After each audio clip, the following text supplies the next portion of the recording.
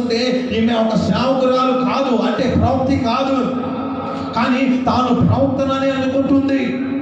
ఈ యెజబెల్ని జ్ఞాపకం చేసుకుంటే అనేక మంది సేవకులను చంపి ఒక వర్తమానము ఒక ప్రవక్తకి పంపించింది. ఆ ప్రవక్త పరిగెత్తేది. ఈ వంతును చంపిన వ్యక్తి అనుకుంటుంది, ఏమని అనుకుంటుందంటే తాను ప్రవక్తని, నేను ఒక సేవకురాలని అనుకుంటుంది. ఇక్కడ జ్ఞాపకం చేసుకుంటే యెజబెలు బలిచ్చిన వాటిని అన్నిటిని తినవచ్చు అని బోధిస్తున్నాను. లోకంలో అనేకమైన బోధనలు వస్తున్నాయి.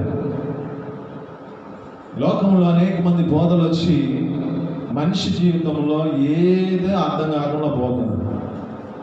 అనుభవం కలిగిన వాళ్ళు డిబేట్ చేసి వాళ్ళు అక్కడ జ్ఞాపకం చేసుకుంటే వారు ప్రెస్ మీట్లో చేసిన దాన్ని బట్టి ఇప్పుడు విమర్శలు ఎక్కువైపోయాయి. ఆయన ఏమన్నాడంటే దేవుడు వాడు గొప్ప అన్నాడు. ఇక్కడ అంటున్న మాట ఏంది? నేను తప్ప వేరొక దేవుడు లేడు. ఆమేన్, హల్లెలూయా. ఆయన బోధిస్తుందేమో దేవుని వాక్యమే, కానీ ఎవరు దేవుడు వాళ్ళకి గొప్ప, ఎవరు దేవుడు వాళ్ళు ఆరాధించవచ్చు అన్నట్టుగా చెబుతున్నాడు. ఇక్కడ అంటున్న మాట యెజబెలు నేను ప్రవక్తని, బలిచ్చిన వాటిని అన్నిటిని తినవచ్చు అని చెబుతుంది. కనుక మోసకరమైన వాటిని తీసుకొచ్చి అనేక మందికి బోధించి మోసకరమైన స్థితిలోనికి తీసుకెళ్తుందంటే ఈ యెజబెలు ప్రేరేపణ బట్టి తన జీవితంలో ఆహాబు వంటి వాడు, అమ్ముకొనిన ఆహాబు వంటి వాడు ఎవడో లేడు. ఎందుకంటే ఇశ్రాయేలు ప్రజల మీదగా రాజుగా ఉన్నాడు. షోమ్రోనులో ఇశ్రాయేలు ప్రజల మీదగా రాజుగా ఉన్నా తన జీవితంలో ఏ పొరపాటు చేశాడంటే భార్య ఆలోచన ప్రకారం నడుచుకున్నాడు.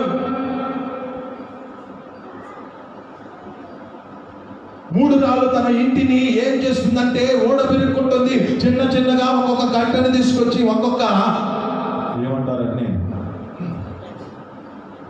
ఆ జమ్మును తీసుకొచ్చి ఆ ఇంటిలో ఉన్న జమ్ముదంతా తీసుకొచ్చి పొయ్యిలో వేసుకుంటుంది. ఇంకేముంటుంది? ఇల్లంతా కాలిపోతుంది. ఇంట్లో ఉన్న వాళ్ళకి ఏ శాంతి ఉండదు. ఈమె చేసిన పొరపాటును బట్టి ఇది కుటుంబానికి కూడా వస్తుందని చెబుతుంది.